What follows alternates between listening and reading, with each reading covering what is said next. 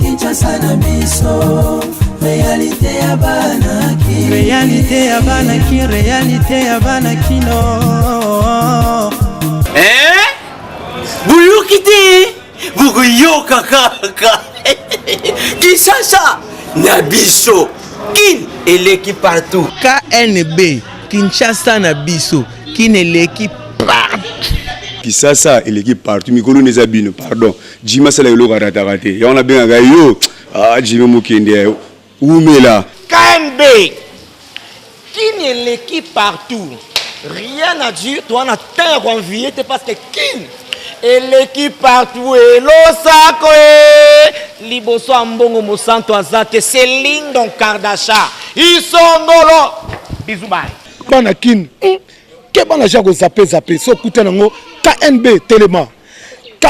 Telema qui chasse l'équipe partout Jimmy Mukendi Oumela KNB ko zape te so kuta nango check ovandi ekeye tozongisa ngona kisa bango yo ana mbongo apesa biso te biso pe to choqué te mais to luka mtabundela bi to voter nde to voter boteti ofele simple honorable tayi moko bamba bo ata kosanga o te maternité ofele o te classe ofele lukuta yo défendre kitambo etaka fe na biso bunda to récupérer magasa kitambo ezonga ya biso GB diplomate cimetière kita wenze depozo ekeye na lo bato te ko lo bato mbanga pa bakuya baba na kitambo te ba yakoya yo kitambo na 19 wa camarade na mata ya connaissance qui a mis la bon moi to voter ce comme kolo mabe.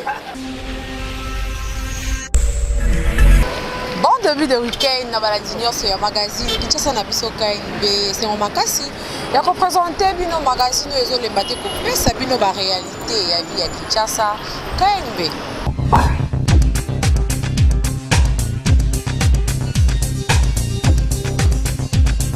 La édition na élément au Corneille Nanga a confirmé que bon matabo kita élection et que salama le 23 décembre avec machine à voter au Kuwait au tiki au jour J-7 Bolanda message ya série.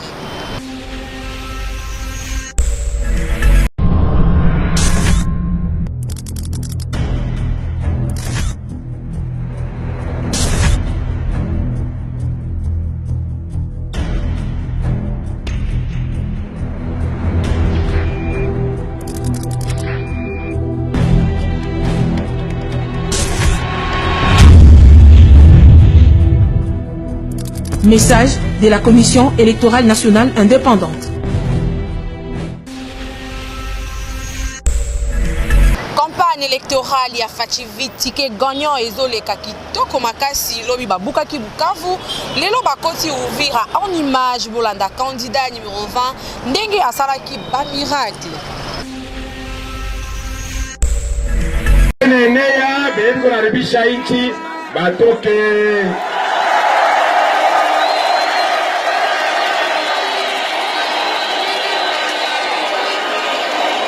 Bukavu nyanya tunasema nini? Saenea bafanye nini? Kila kitu kuna mwisho, hata bwizi inakuwa na mwisho. Shie tunataka kumaliza bwizi. Nenea bengo na ribisha inchi batoke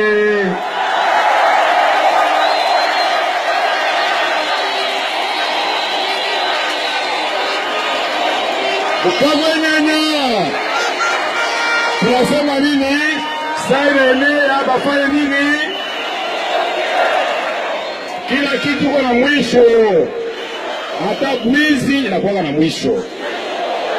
Shie tunataka kumaliza bwizi. Wananchi, raia ifaidiwe. Haiko vile mie hata mimi nakosa. Ni kama nyie mnapata. Insécurité inaisha.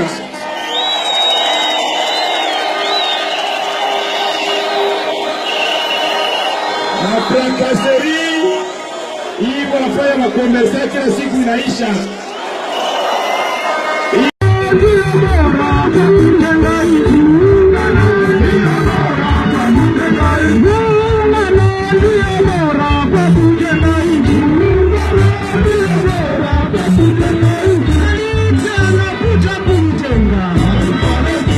Anakuhitaji mwana Felix.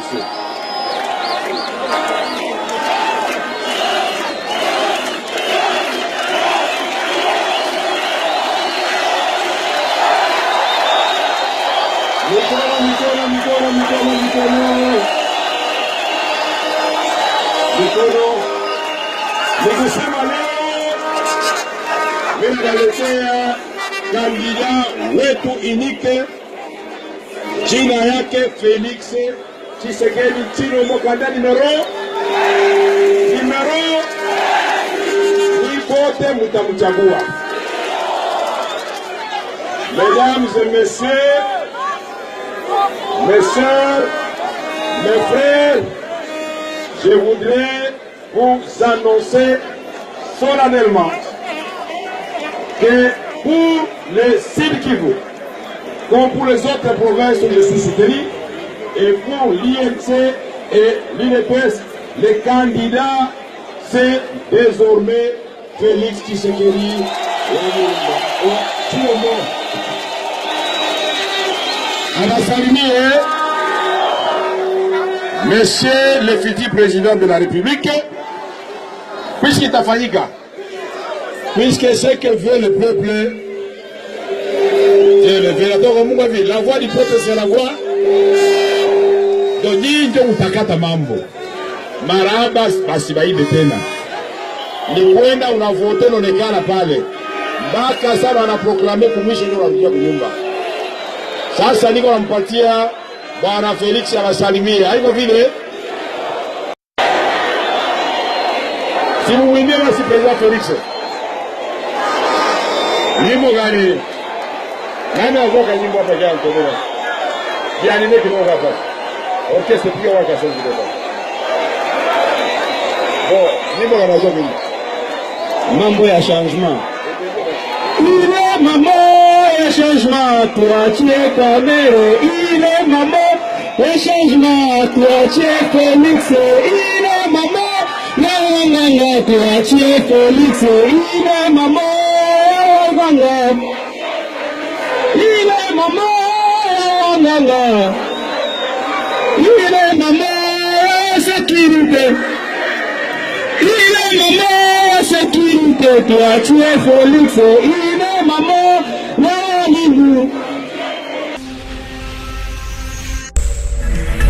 na paroisse Saint-François de Sales ya Kintambo, curé a présenté qui ba candidat oyo baza ba Christu na ye liboso ya ba membre ya CVB nyonso oyo basangana ki na paroisse.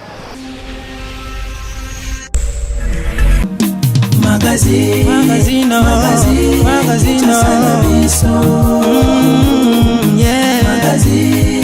Magazine Kinshasa na biso, réalité ya banaki, réalité ya banaki, réalité ya banakino.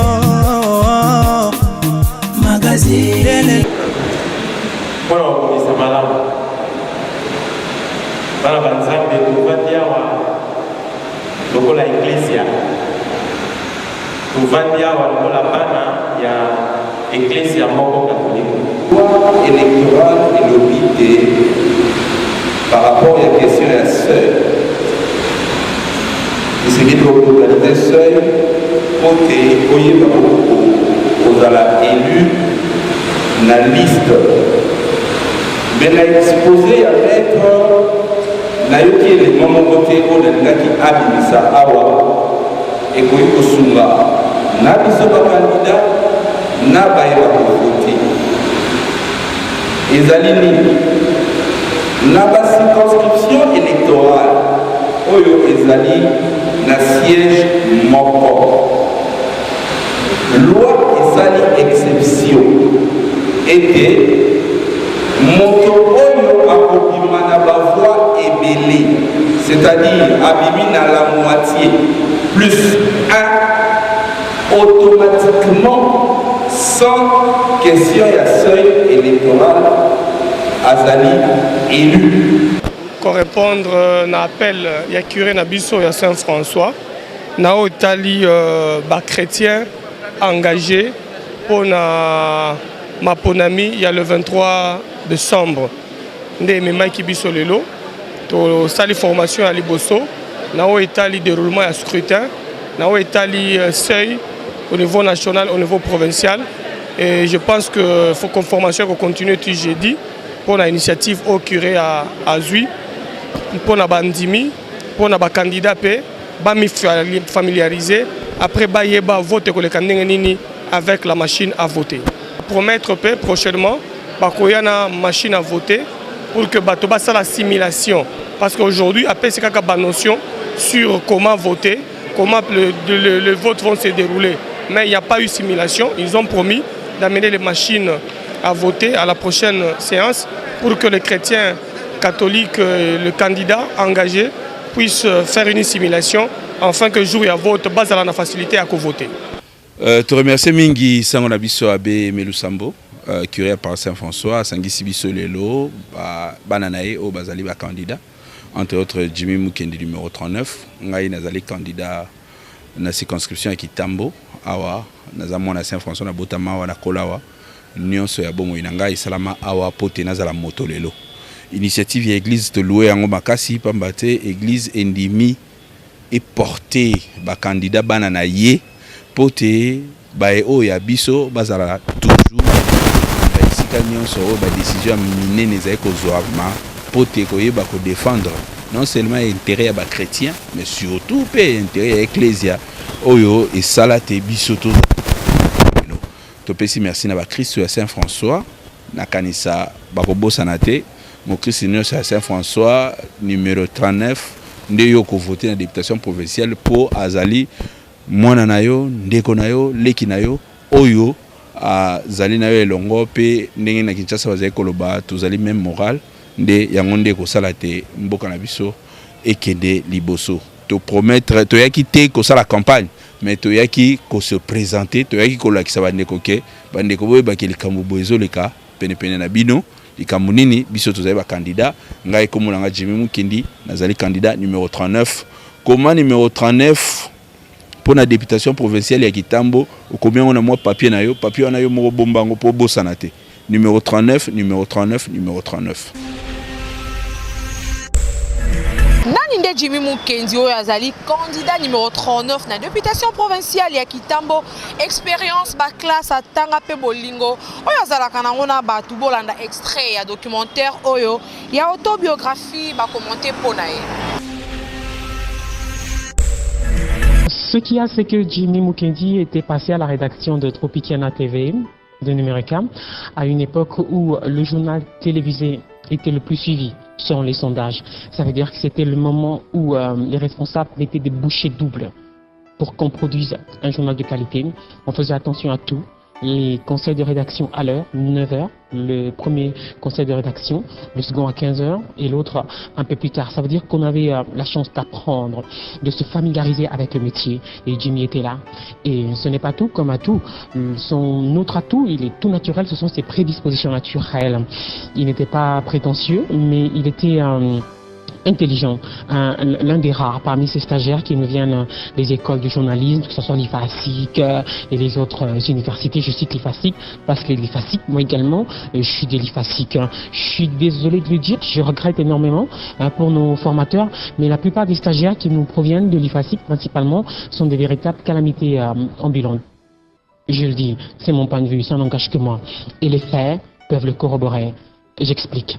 Des stagiaires qui viennent à la rédaction et qui ne savent même pas produire 2 ou 3 lignes d'orthographe sans faute, qui ne savent même pas produire des papiers, des analyses après avoir été sur le terrain. Bon, Jimmy a été de ceux qui se débrouillaient, qui se défendaient au tout début pour montrer qu'ils étaient différents. Et je me rappelle que plus d'une fois, on est allé en reportage avec Jimmy et après avoir rédigé son papier, moi je disais toujours oh, mon Dieu, waouh, hein, c'est qui ce garçon qui est capable d'écrire comme des confrères avec qui on évolue ici depuis 3 ou 4 ans ou même plus. Ça voulait dire qui pouvait aller loin. C'est vrai que quand les stagiaires viennent, on n'a pas suffisamment de temps pour les cerner, mais on sait voir à travers ce qu'ils font, ce qu'ils produisent comme papier, comme reportage, qu'ils peuvent aller un peu plus loin dans le métier, qu'ils ont de l'avenir dans le métier. Et ceux qui échouent dans le métier, elles ont peut-être de l'avenir. La plupart c'est des filles dans l'esthétique, dans le commerce d'habillement. Elles vont à Dubaï, elles vont à Chine, etc., etc. Elles se reconvertissent en autre chose. La plupart se reconvertissent.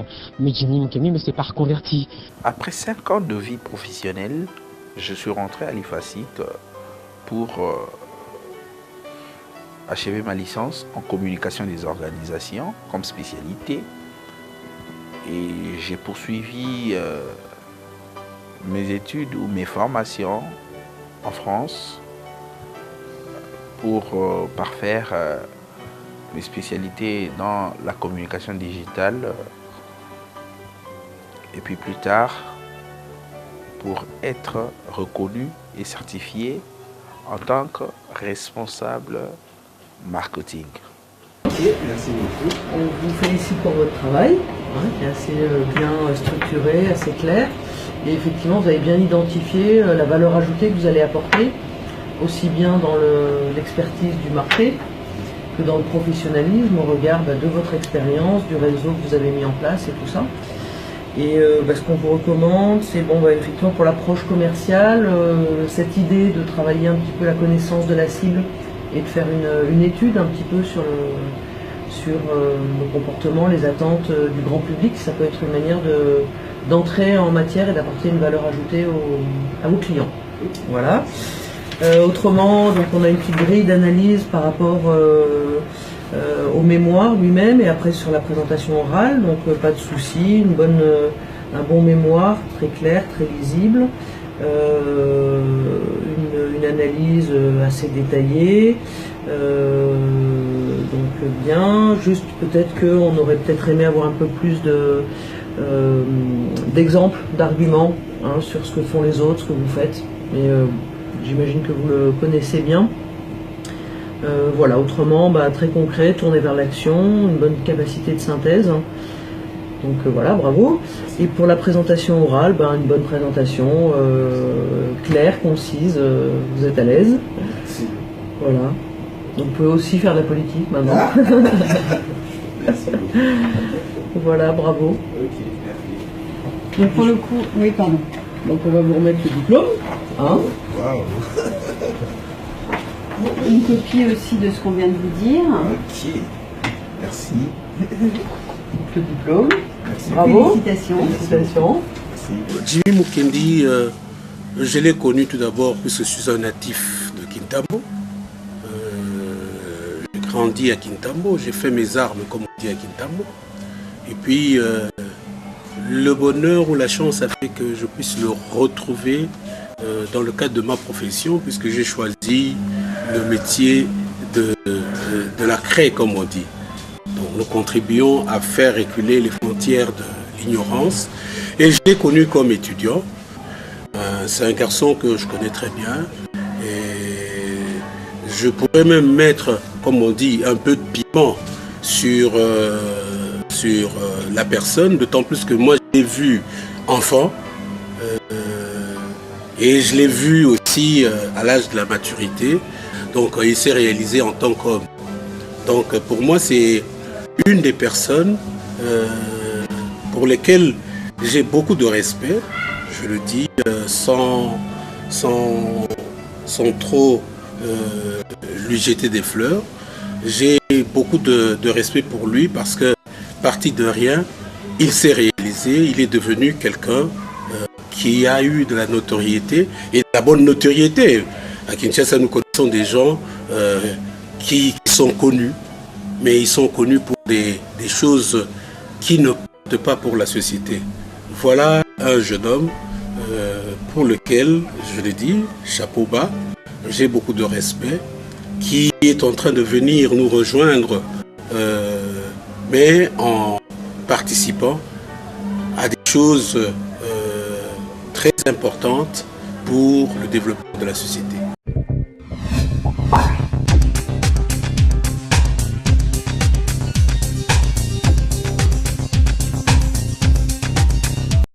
Emmanuel Ochudiema, candidat numéro 18 na Gombe, alingami makasi na bana Kalina.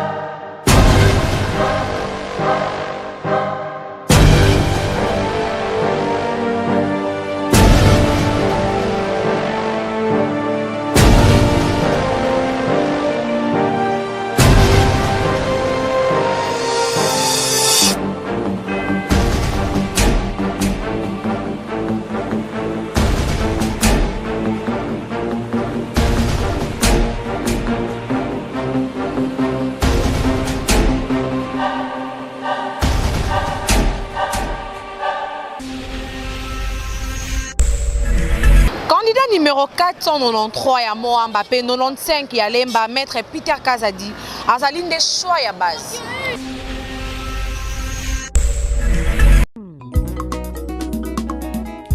Maître Peter Kazadi Kankonde, candidat député national à district à Moamba, numéro 493. Candidat député provincial à commune à Lemba, numéro 95.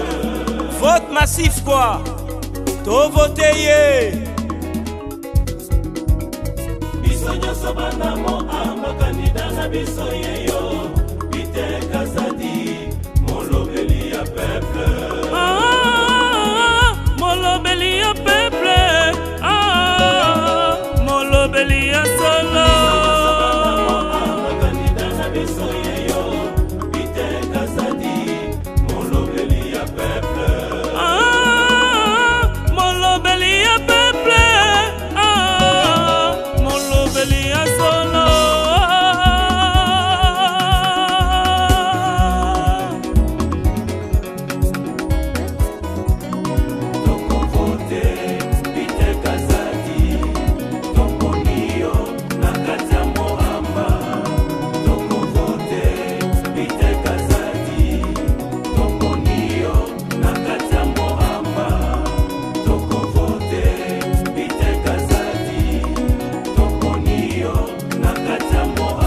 Toponi Peter Kazadi, to vote kaka seoe, to pesa ebele confiance, basuiza biso mitema ya maloyo.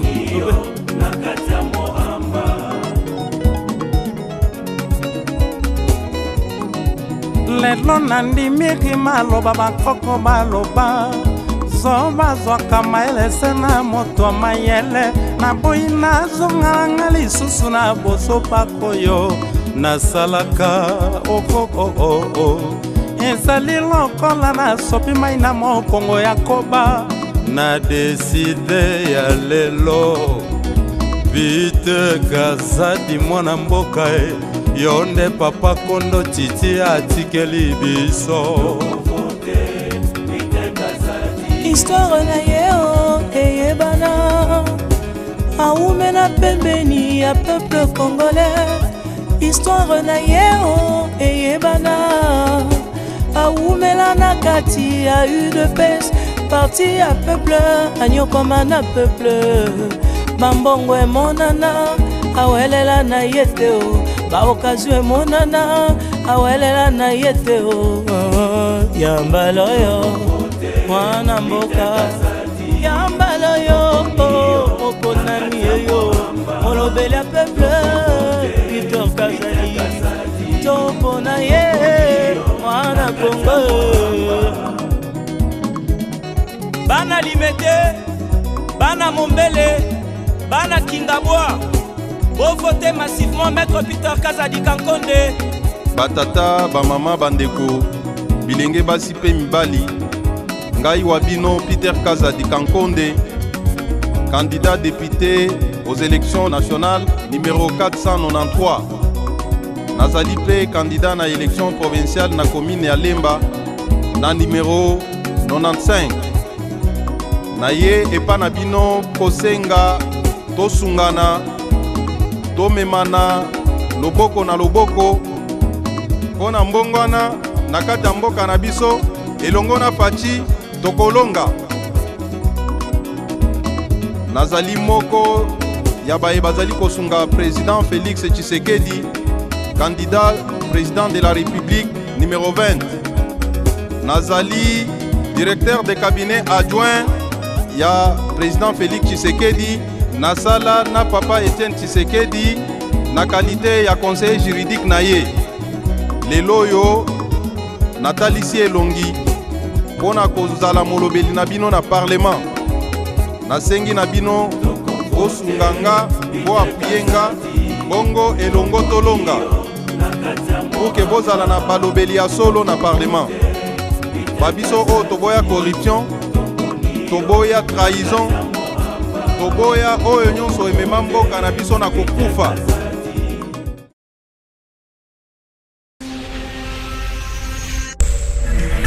Peboye bakena kitambo numéro ezakaka moko pour la députation provinciale numéro 39 Jimmy Mukendi Kolomabele.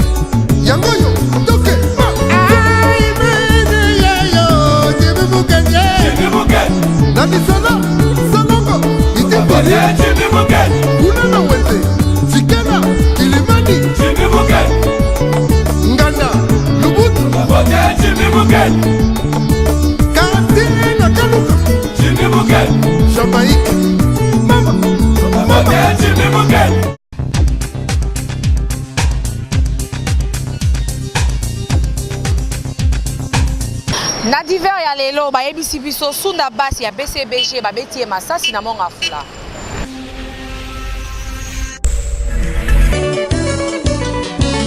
Eloman, Weston Mukendi, Justin Koinzale Gaspiana. Mon cœur est emprisonné. Le vieux Jeff Kasiangana, les champignons.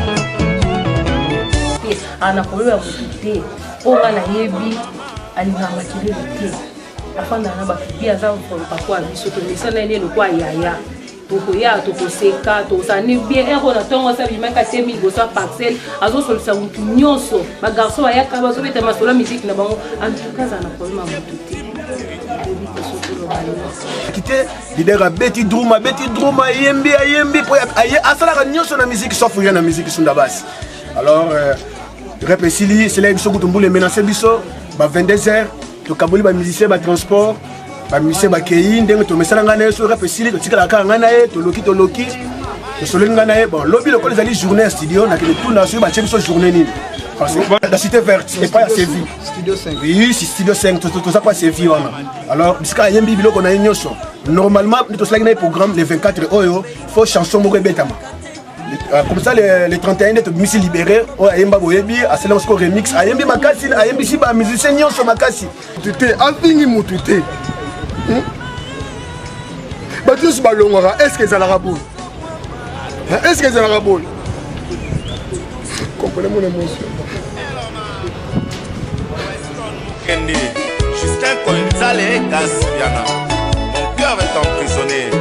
Le vieux Jeff Kasiangana, les champignons. Papa, maman, Iwaya Sadami, Sene, Komyo, Espire, Yena, Sherina,